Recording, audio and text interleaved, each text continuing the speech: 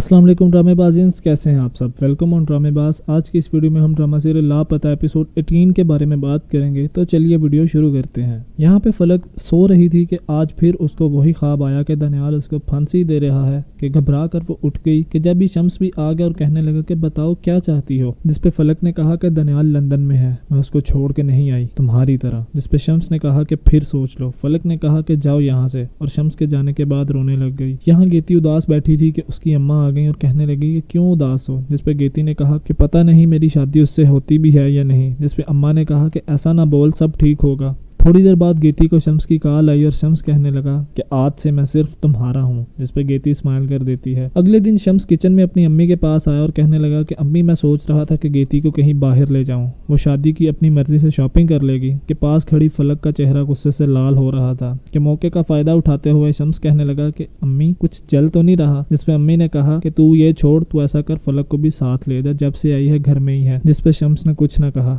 थोड़ी देर बाद शम्स और फलक गेती को लेने गेती के घर आ गए कि फलक फुफ्फो को सलाम करने अंदर चली गई। उसके जाते ही गेती बहुत गुस्से से कहने लगी कि जो आपने कल कहा था वो सच था, या जो आज मैं देख रही हूँ ये सच है। जिसपे शम्स ने कहा कि मैं इसको नहीं लेकर आया, अम्मी ने भेजा है और तुम्हें मुझ पे यकीन करना पड़ेगा, मैं तुम्हारा हूँ। जिसपे गेती स्माइल कर गई और कहने लगी कि जब दिमाग से सोचती हूँ तो यकीन नहीं आता, लेकिन जब आप कहते हैं तो दिल यकीन कर लेता है। कुछ देर बाद शम्स, फलक और गेती बाहर शॉपिंग पे आए हुए थे। फ्री होकर खाना खा रहे थे कि नसरीन की कॉल आ गई और गेती कॉल सुनने चली गई और न्यूज़पेपर में देखा कि दनियाल ने फलक की गुमशुदगी का इश्तिहार दिया हुआ है। वापस आकर गेती फलक से शम्स की तारीफ करने लगी कि खाने के बाद सब घर वापस आ गए। घर वापस आकर गेती बहुत मक्खन और प्यार से शम्स को शुक्रिया करने लगी और फलक भी देख रही थी। रास्ते में गेती ने शम्स को कहा कि गेती बहुत अच्छी लड़की है, तुम्हें खुश रखेगी। जिसपे शम्स ने गुस्से से कहा कि मुझे तुम लेक्चर ना दो, हम दोनों एक दूसरे को बहुत पसंद करते हैं और जाहिर है खुश भी रखेंगे। दोनों जब घर आ गए तो घर में पुलिस को देख के परेशान हो गए कि फलक से पुलिस इंस्पेक्टर ने इन्वेस्टिगेशन स्टार्ट कर दी और पूछा कि आपको यकीन है कि वो बाहर ही गए हैं। जिसपे फलक ने कहा कि मुझे तो यही बताया था। जिसपे कुछ और सवाल पूछकर इंस्पेक्टर ने कहा कि आप फिलहाल शहर से बाहर नहीं जा सकती, मजीद तफ्तीश के लिए आपको बुलाया जा सकता है। हमें यकीन है दनियाल मुल्क से बाहर नहीं गया, अगर आपको भी कोई खबर मिले तो हमें जरूर बताइएगा। पुलिस के जाते ही थोड़ी देर बाद फरियाल फलक के कमरे में आई और पूछने लगी कि दनियाल कहाँ है। जिसपे फलक ने कहा